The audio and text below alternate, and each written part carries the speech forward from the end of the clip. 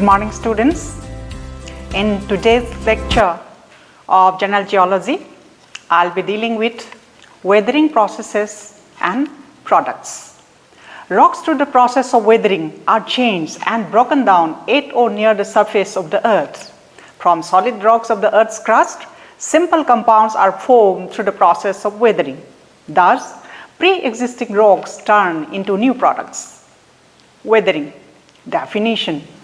The physical disintegration and chemical decomposition of a rock mass on the land surface is called weathering. Weathering versus erosion.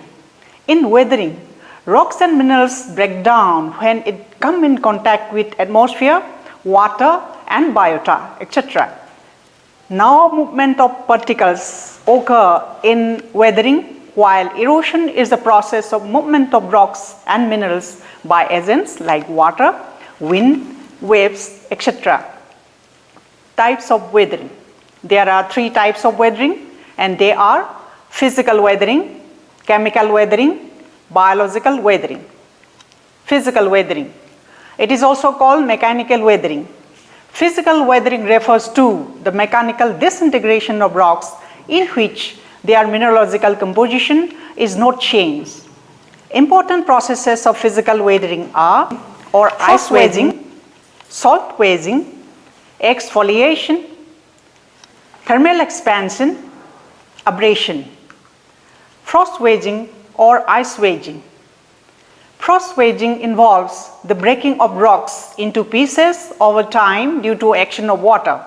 As we know, water expands on freezing by about 9.05% in volume. Water seeps down into the fracture of rocks and under suitable conditions begins to freeze. As freezing continues, pressure exerted on the walls becomes more and more intense. This results in widening the fracture and new fractures are also formed. Salt wedging. Soluble constituents of rocks and minerals enter the rock through the cracks, pores, joints, etc. along with water. At times, water may encounter an impermeable rock like shale. Water cannot infiltrate further. It may get evaporated and the solution is precipitated as salt crystals. As the crystals grow in a honeycomb pattern, they exert great stresses which help in breaking up of the rocks. It is common in regions generally in contact with the sea. Exfoliation.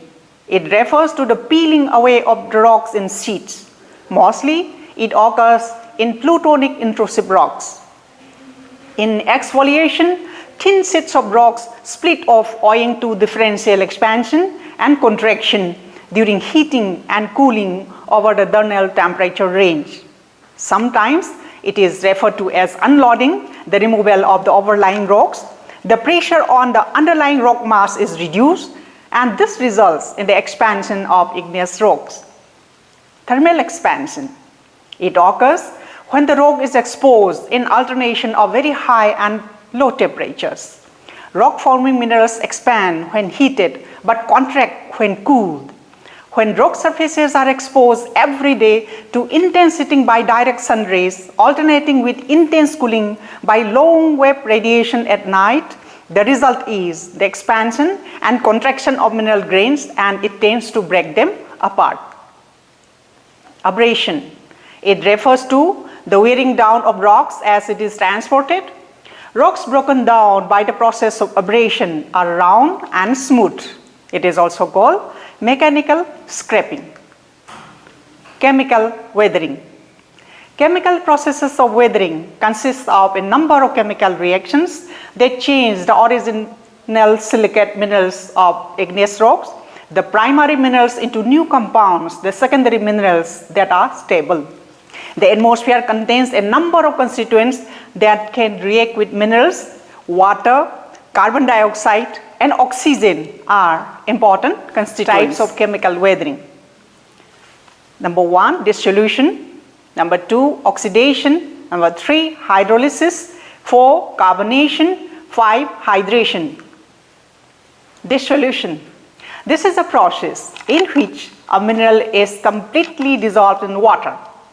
Pure water has less capability of dissolving power, but when it contains some impurities like acids or CO2, it has more dissolving power. Acidic conditions accelerate dissolution. For example, CaCO3 of limestone or marble is easily dissolved in acidic solutions. In a dissolution reaction, the mineral is broken into its constituent ions in solution. CO2 plus H2O gives H2CO3, CaCO3 calcite plus H2CO3 carbonic acid gives calcium ion, bicarbonate ion plus water. On a large scale, dissolution can result in a very distinct type of topography, karst topography. Oxidation. Oxidation is the chemical union of oxygen atoms with atoms of other metallic elements. It occurs when rocks and minerals react with wet atmosphere.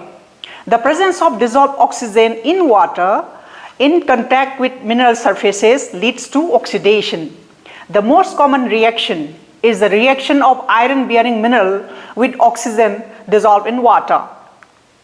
Example, FeO, limonite plus oxygen gives Fe2O3, hematite, reddish brown. One more example is the Statue of Liberty in France. The statue is made up of copper. The rust is green in color through oxidation. Hydrolysis. When water reacts with minerals and breaks them down, it is called hydrolysis. It is the dissociation of water. Mineral composition of the rock changes. Example, feldspars reacting with acidic water gives kaolinite, clay mineral, and dissolved ions. Carbonation. Carbonation is the combination of carbon dioxide with any base. Carbon dioxide present in the atmosphere get dissolved in water through the process of precipitation. A weak acid, carbonic acid, is formed and it dissolves CO3 of limestone or marble. KOH plus CO2 gives K2CO3 insoluble. CO2 plus H2O gives H2CO3. K2CO3 plus H2CO3 gives KHCO3, potassium bicarbonate, soluble. Carbonic acid increases rate of weathering. Groundwater becomes slightly acidic when it dissolves carbon dioxide gas under suitable conditions. Large masses of limestone can be dissolved, forming caves, stalactites, stalagmites, and sinkholes. Hydration. Hydration is the chemical union of water or addition of water or crystallization to a molecule. In this process, volume of rocks is increased and there is no change in the structure of the molecule in the process.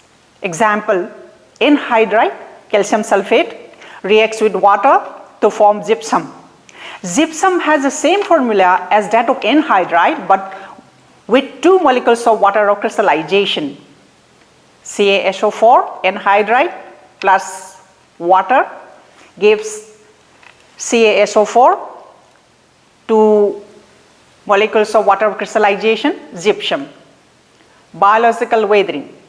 Biological weathering is a process related to the action of plants, animals, and human beings. It can be both physical or chemical. Biological weathering involves release of biochemicals that react with rocks, splitting apart of rocks by the roots of plants, animal actions. Plants secrete an acid called humic acid during their metabolism, and this helps in breaking rocks easily. Lichens eat away surfaces of rocks, leading to molecular breakdown of rocks. Plant roots growing between joint blocks and along fractures exert great pressure that tends to widen the openings. Insects like earthworm, snail, etc. loosen soil cover and also create suitable conditions for other external agencies to act upon the rocks. They also release some acids and other liquids that make holes in the rocks. These rocks become weaker and easy to weather. Factors that affect weathering. Factors that affect weathering are effect of climate, temperature, precipitation, rock composition and types, surface area, topography. Products of weathering. Products of weathering include solid sediments, dissolved minerals, and soil. Dissolved minerals make the surface water and groundwater hard. Soil is the combination of weathered rocks and organic matter. A rich soil contains 20% to 30% humus for plant growth. Soil has different layers. Formation of soil.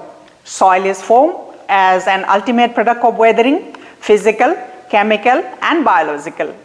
Soil forming factors are bedrock or parent material, climate, plants and bacteria, topography or relief, time. Types of soil.